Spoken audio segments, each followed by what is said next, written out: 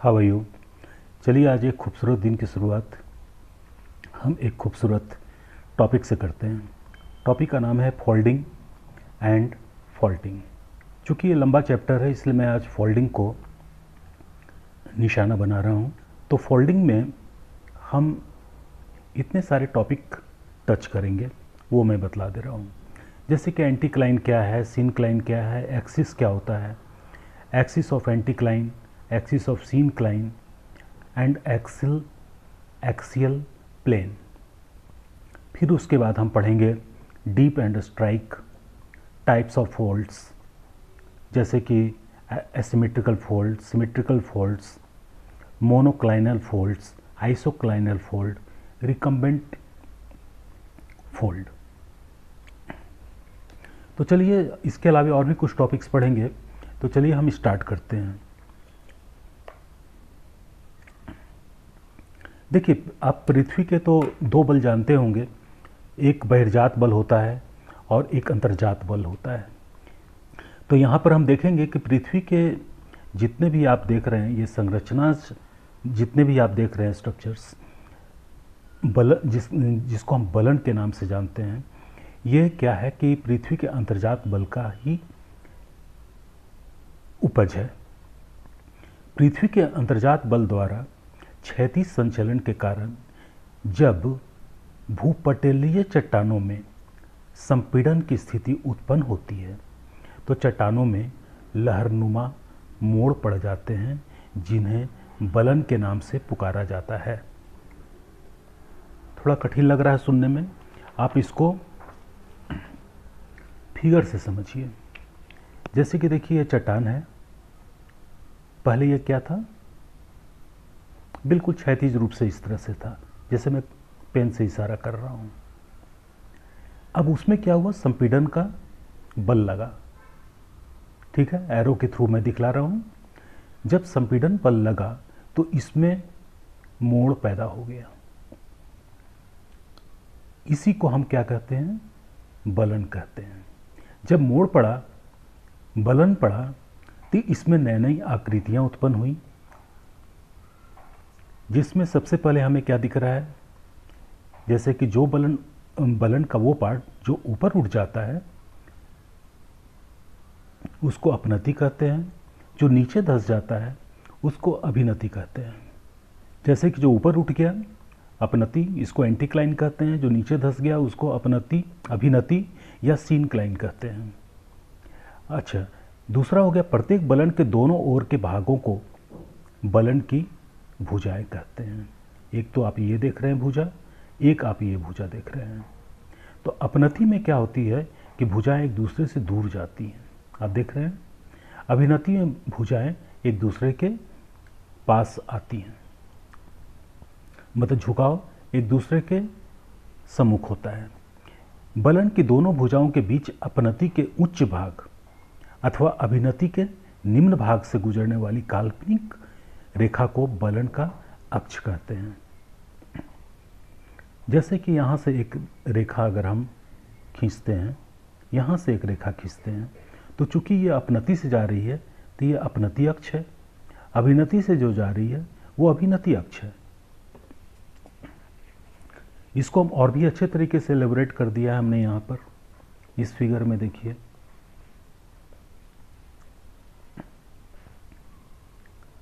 देखिए सारे अपनति को हमने मिला दिया है, 1 2 3 4 5 6। ये हो गया आपका अपनति अक्ष तल, ये हो गया अभिनति अक्ष तल, और दोनों को मिलाने वाले जो तल हुए ये क्या है, ये हो गया आपका अक्षीय तल, मतलब कि एसियल प्लेन, एक्सियल प्लेन। अपनति में भुजाएं एक दूसरे को विपरीत दिशा में झुकी हुई होती हैं तथा अभिनति में हम देख रहे हैं कि भुजाओं का झुकाव एक दूसरे के सम्मुख होता है। बलन की दोनों भुजाओं के बीच अपनति के उच्च भाग, ठीक है, और अभिनति के निम्न भाग से गुजरने वाली काल्पनिक रेखा को बलन का अक्ष या एक्सिस कहते हैं, ठीक है। अपनति में से गुजरने वाले बलन अक्ष को अपनति अक्ष, ठीक है, तथा अभिनति में से गुजरने वाले अक्ष को अभिनति अक्ष कहते हैं। अक्षीय, और इसमें एक चीज़ और जानिए कि अक्षीय तल मतलब एक्सियल प्लेन वह कल्पित तल है जो बलन के मध्य में स्थित होता है। पहले मैंने फिगर समझाया, फिर उसके बाद बताया कि आप इसको लिखेंगे कैसे। ठीक है, अब चलिए नेक्स्ट टॉपिक हमारा है। तो इसमें आपने क्या समझा? अपनति समझा, अभिनति समझा, फिर अपनति अक्ष तल समझा क्या होता है, फिर अभिनति अक्ष तल समझा, फिर उसके बाद आपने अक्षीय तल समझा। ठीक है, इसमें भुजाएं कैसी होती हैं, किधर होती हैं? अपनति में, अभिनति में भुजाएं कैसी होती हैं? आपने इतने टॉपिक को समझा। अब मतलब आप यहाँ तक पहुँच गए हैं। ठीक है, अब आता है डीप एंड स्ट्राइक। तो देखिए, प्रायः चट्टानें क्षैतिज तल के साथ कोण बनाती हुई झुकी हुई होती हैं। एग्री करते हैं आप? चट्टानें क्षैतिज तल के साथ कोण बनाती हुई झुकी हुई होती हैं। झुकी हुई चट्टानों के इस झुकाव को नति या डीप कहते हैं। स्पष्ट है कि नति चट्टानों की परत तथा क्षैतिज तल के कोण को प्रदर्शित करती है। उदाहरणतः यदि कोई चट्टान क्षैतिज तल पर 30 डिग्री की कोण बनाती है और ढाल की दिशा उत्तर में है, तो उस स्तर की नति क्या होगा? 30 डिग्री दक्षिण होगा, जस्ट अपोजिट। अब जैसे कि मैं देखिए फिगर में आपको बताता हूँ। चट्टानें देखिए यहाँ पर है, परत पे परत, परत पे परत जमी हुई हैं। ठीक है, और ये सब आपकी नति हो गई, ये नति है। तो उसी के बारे में कहा जा रहा है कि मान लीजिए कि नति 30 डिग्री पर झुकी हुई है और इसका जो ढाल है वो उत्तर दिशा में है, तो उस स्तर की नति क्या हो जाएगी? 30 डिग्री दक्षिण हो जाएगी। तो नति आप समझ रहे हैं? नति के साथ समकोण बनाने वाली रेखा को उस झुकी हुई चट्टानों पर नतिलंब कहते हैं। स्पष्ट है कि यह सदा ही नति के साथ 90 डिग्री का कोण बनाता है, तभी यह नतिलंब कहलाता है। ठीक है, ये हो गया आपका नतिलंब और ये हो गया नति। ये सारे नति हो गए ये। ठीक है, अब देखिए ये ख़त्म हो जाने के बाद हम देख रहे हैं टाइप्स ऑफ फॉल्ट्स। जैसे कि संपीड़ित या संपीड़न की तीव्रता जो होती है, संपीड़न कितने तीव्रता से हुई है, कितने साल तक हुई है, कितने जोर शोर से हुई है, वो संपीड़न की तीव्रता हो गई। तो संपीड़न की तीव्रता तथा शैलों की संरचना के अनुसार भूपटल पर कई प्रकार के बलन पाए जाते हैं, और ये जो प्रमुख प्रकार के बलन हैं वो ये हैं। जैसे कि सबसे पहले हमने लिख दिया असममित बलन। इसको थोड़ा सा ऊपर कर लीजिएगा। सममित बलन को यहाँ रख लीजिए और असममित बलन को इधर रख लीजिए, और मतलब आप सबसे पहले इसको समझिए तो ज़्यादा आसान हो जाएगा आपको। तो सममित बलन जो है, इस प्रकार के बलन की दोनों भुजाओं का झुकाव समान होता है और अक्ष रेखा लंबवत होती हैं। अब देखिए ये फिगर के थ्रू मैंने समझाने की कोशिश की है। ये सममित है, ये असममित बलन है, एकनत बलन है, और ये परिबलन या शयन बलन है। तो सममित बलन का देखिए क्या है, कह रहा हूं मैं कि इस प्रकार के बलन की दोनों भुजाओं का समान झुकाव होता है और अक्ष रेखा लंबवत होती है। देखिए ना, जैसे कि अगर हम कोई अक्ष खींचेंगे तो यहाँ पर बिल्कुल ये लंबवत बनेगा। ठीक है, ये आपका सममित बलन हो गया। फिर दूसरा है असममित बलन, जिसको हम एसिमेट्रिकल फोल्ड्स कहते हैं। इस प्रकार के बलन की एक भुजा दूसरी भुजा की अपेक्षा कम या अधिक झुकी हुई होती है। देखिए ये है सो कितना जेंटल स्लोप लिए हुए हैं, और ये देखिए ज़्यादा झुका हुआ है, इसलिए इसको हम कहते हैं एसिमेट्रिकल फोल्ड। थर्ड है हमारा एकनत बोल, एकनत बलन। एकनत बलन का मतलब होता है मोनोक्लाइनल फोल्ड्स।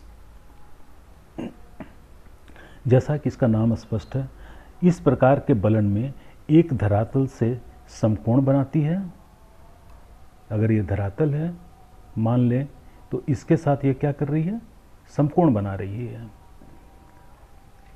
परंतु दूसरी भुजा साधारण रूप से झुकी हुई होती है। देखिए जेंटल स्लोप बना रहा है दूसरी भुजा, और एक भुजा है सो 90 डिग्री बना रहा है। ये क्या है, मोनोक्लाइनल फोल्ड्स है।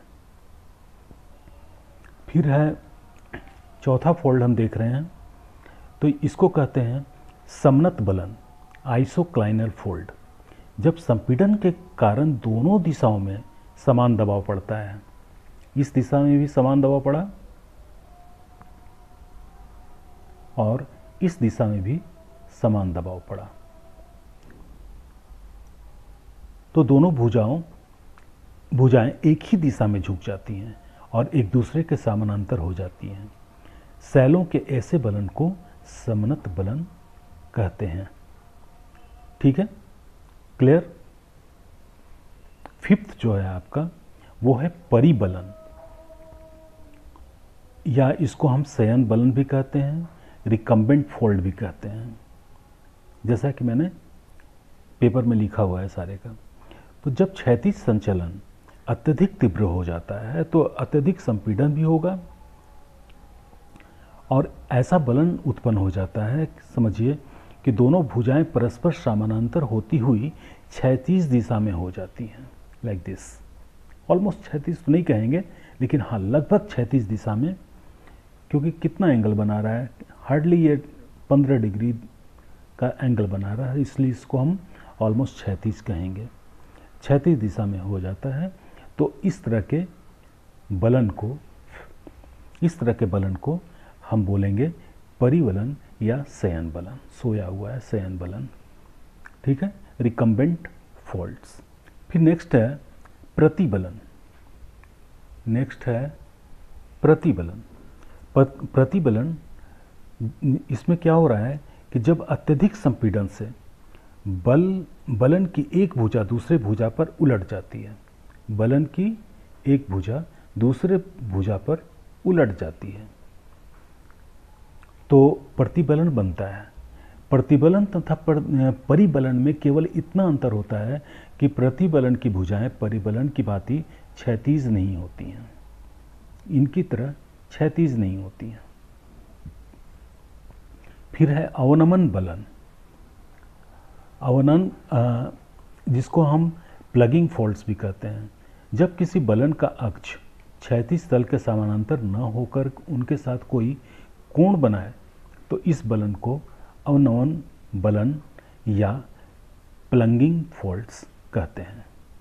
फिर देखिए पंखा बलन है, ये पंखा बलन। आकृति देखिए, पंखा बलन को फैन फोल्ड्स कहते हैं। जब एक बृहद बलन की बृहद अपनति तथा अपनति में कई छोटी छोटी अपनतियां मिलती हैं, छोटी छोटी अपनतियां मिलती हैं, तो पंखे की आकृति का बलन बनता है। इसे पंखा बलन कहते हैं। ठीक है, एक बृहद अपनति में कोई लघु अपनतियां तथा अपनतियां होती हैं।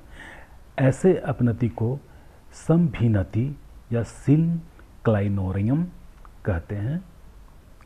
इसी प्रकार से एक अपनति में कई अभिनतियां मिलती हैं तथा इन्हें मतलब कि इसे एंटीक्लाइनोरियम कहते हैं। राइट, ये हो गया संपनति हो गया। जिसको हम कहते हैं एंटीक्लाइनोरियम, और ये हो गया सिनक्लाइनोरियम। फिगर इसका बहुत इजी है, इसमें वैसा कुछ फिगर डिफ़िकल्ट तो है नहीं। फिर देखिए आगे आपका ओपन फोल्ड्स, खुला बलन कहते हैं इसको हिंदी में। ओपन फोल्ड्स में क्या होता है, यदि किसी बलन की भुजाओं के बीच का कोण 90 डिग्री से अधिक तथा 180 से कम होता है तो उसे खुला बलन कहते हैं। देखिए डिग्री अधिक कोण है ना, तो इसको हम खुला बलन कहते हैं।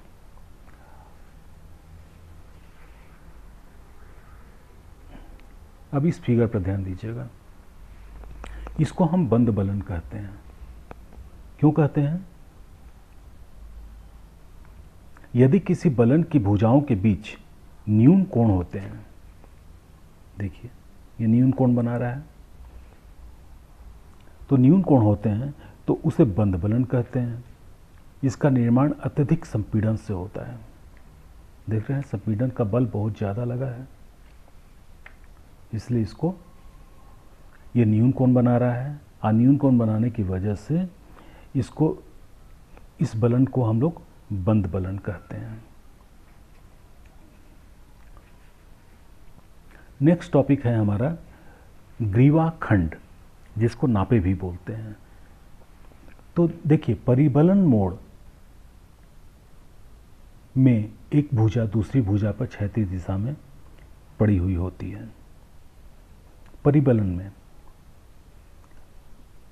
जब अंतर्जात बल अधिक सक्रिय हो जाता है तो संपीड़न अधिक होने लगता है और परिबलन मोड़ की उल्टी हुई भुजा बहुत अधिक मुड़ जाती है और बलन अपने अक्ष पर टूट जाता है और मोड़ का एक भाग खिसक कर एक दूसरे के ऊपर चढ़ जाता है।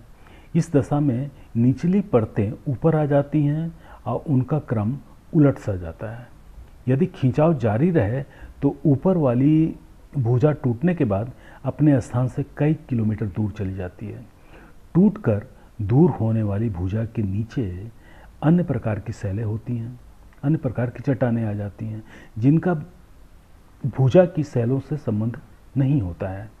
इस प्रकार किसी परिबलन या श्यान बल की टूटी हुई भुजा जब अपने स्थान से हटकर दूसरे स्थान पर चली जाती है तो ग्रीवा खंड, या फिर उसको आप कहिए नापे, NAPPE का निर्माण हो जाता है। ठीक है, तो ये टॉपिक था आपका जो फोल्डिंग से रिलेटेड था। फोल्डिंग के लगभग सारे पार्ट को हमने इस तरह से ख़त्म किया है, इसको भी देख लीजिए। हमने ये सारे को बारी बारी से आपको समझाया, डील कर दिया। आपको एक बात बता दें कि इस टॉपिक को थोड़ा सा आपको, मुझे नहीं लगता है कि 5-6 बार आप पढ़ेंगे तो आप समझ जाएंगे। आप बार बार पढ़ें, अपने दोस्तों के साथ डिस्कस करें तो ये चीज़ ज़्यादा पक्का होगा, क्योंकि नाम ही इतने ज़्यादा हैं। आप देख रहे हैं 11 टाइप्स हैं, ग्रीवा खंड, बंद बलन, खुला बलन, पंखा बलन, अवनमन बलन। और इन चूँकि हिंदी में भी इतना टफ है ये वर्ड, इंग्लिश में भी देखिए इतने सारे सब सीखने पड़ेंगे, टफ वर्ड है, तो इतना आसान नहीं होगा आपके लिए कि एक बार पढ़ें और निश्चिंत हो जाएं कि हमें लर्न हो गया, हमें समझ में आ गया। जब दोबारा आप उसके बारे में सोचेंगे तो सब उल्टा पुल्टा होने लग जाएगा। तो बेहतर ये हो कि आप दोस्तों के साथ इसको डिस्कस करते हुए पढ़ाई करें, तो आप ज़्यादा बेहतर समझ पाएंगे।